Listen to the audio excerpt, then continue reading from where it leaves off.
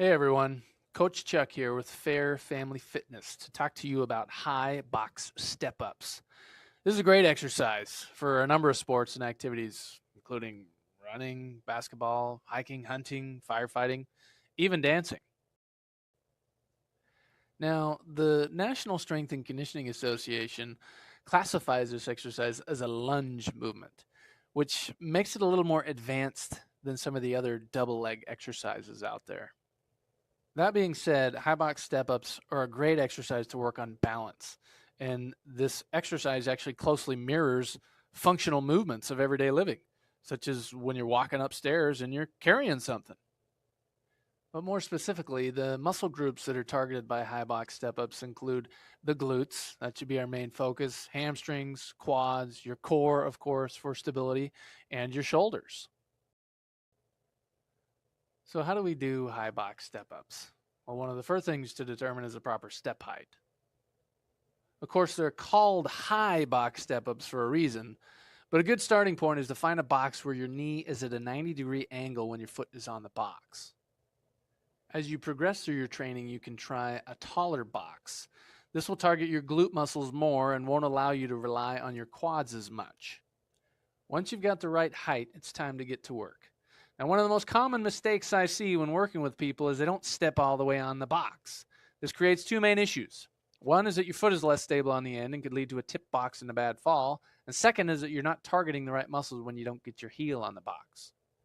So, even though it seems simple, make sure you step completely on the box with each foot for each rep. Another common error I see is where the movement is initiated. This usually happens when someone's using a weight that is too heavy. The error involves pushing off with the trail leg. Doing this adds momentum to the movement, which of course makes it easier, but it makes less work for the muscles of the lead leg that we are supposedly targeting. Another version of this mistake is by swinging the arms to gain momentum. Oftentimes, the push off with the trail leg and the arm swing happens simultaneously. So, of course, the way to fix this is to focus on driving through the heel of the lead leg. The trail leg should drag up the box as you stand up with the lead leg. Initiate the movement by pushing through the heel to truly keep this a single leg movement and to focus on the muscle groups that we actually want to target. The next common mistake I see also has to do with using too much weight. Now, this error is simply not standing up all the way with the lead leg before putting the trail leg on the box. With this mistake, the body is actually trying to compensate for the weakness of one leg by getting the other leg in place too early, so it's more like a double leg exercise.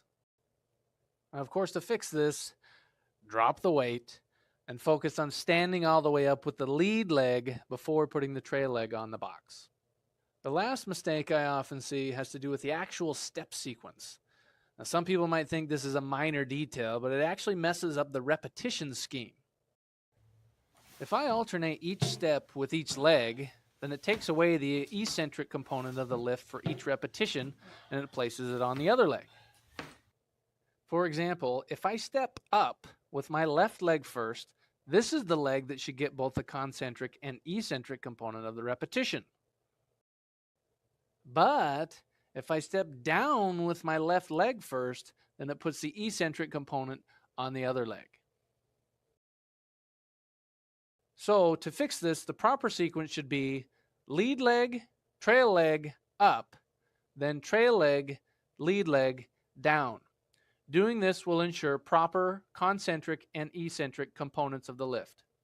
Now, of course, there are variations to high box step ups, and one of the more common ones is stepping up with the trail leg into a knee drive.